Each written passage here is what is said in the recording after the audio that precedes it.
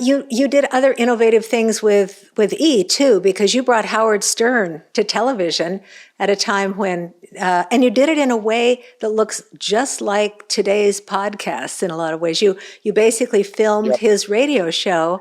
I've looked at some of the old clips, like from the '90s, and it looks kind of like what we're seeing now, with podcasts with Joe Rogan and people like that. Exactly. We started, our first original show was called Talk Soup. And when I told the crew I said, I want to do a TV show that makes fun of TV shows. They looked at me and said, Larry, that's a crazy idea. That crazy idea ran 26 years. Yeah.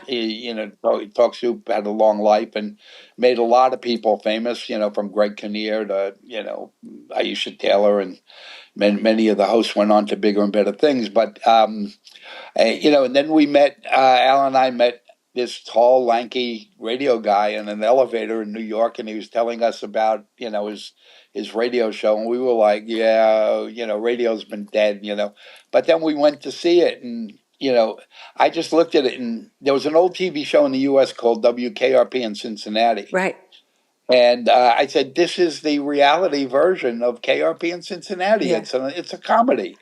And, but again, when we told the crew what we want to put cameras in this guy's radio thing, they were like, Larry, we thought you were out of your mind with Talk Soup, but, radio's been dead for 40 years. Why are we doing this? And I said, trust me on it. And obviously Howard did really well. And it is really the precursor to, modern day podcasting. It is.